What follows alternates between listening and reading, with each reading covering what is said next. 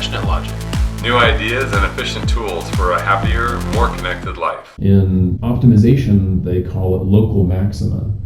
You look around and you see this is the highest hilltop I can see, and there might be just out of sight, there might be a mountain that's way up higher, but your brain goes, this is as good as it gets. You look around and you go, okay, my job is horrible, but my friend over there is unemployed and living on the street, and my friend over there can't find a job. So this seems to be the best thing, even though there might be, if I just take a couple steps that way, there's my dream job. It has found a place that seems to be the best of all the easy options within reach, or at least all the known and familiar, less risky options. So it will stick with that. The other downside of your ego doing this is when it's trying to protect you, this more thinking part of your brain wants the more animalistic part of us that wants to do the most fun, interesting, easy, calorie-rich thing right now. And it'll try and direct our behavior by projecting that negative consequence very vividly.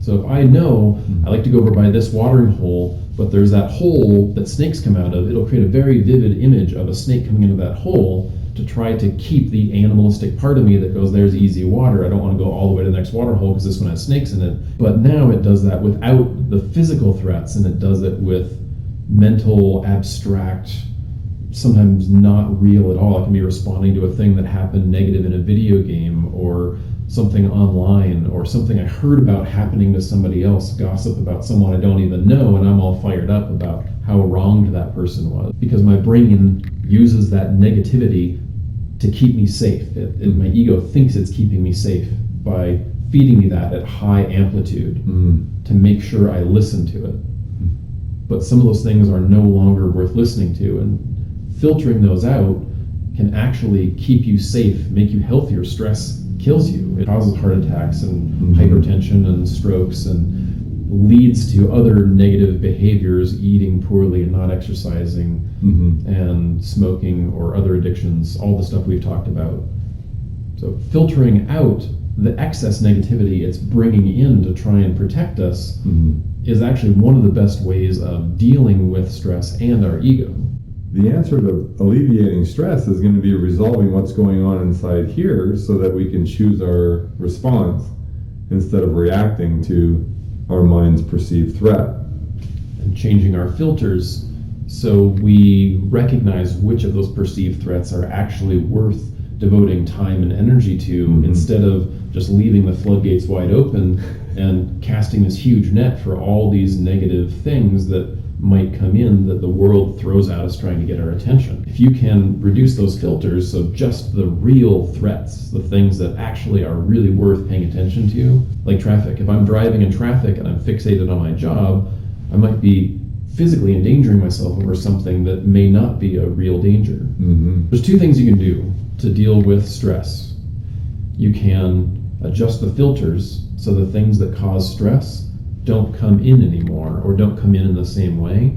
So you recognize that when I watch the news, it is designed by people with PhDs and business degrees in evoking our responses, and I can recognize that and tune into it less, or engage with it less, or just disengage, just not go to news sources that deliver information in that way. In a fear-based way. In a fear-based way, which is hard to find. Even if you go to independent news sources, if they want to get headlines, then they throw negative hooks, because that's what works. That's what triggers most people.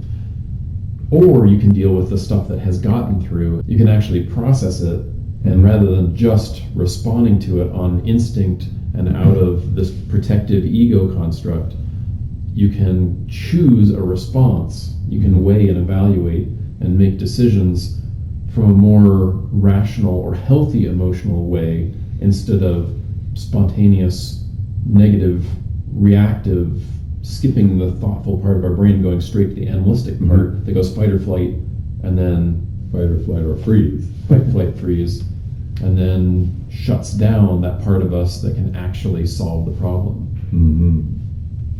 But it's just our mind,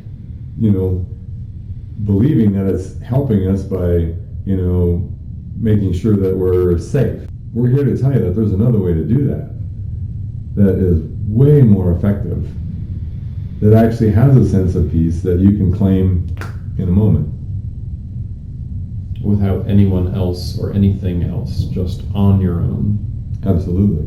Thank you for watching our video. If you like the video, please subscribe. Please like. Please leave a comment below. Thank you so much.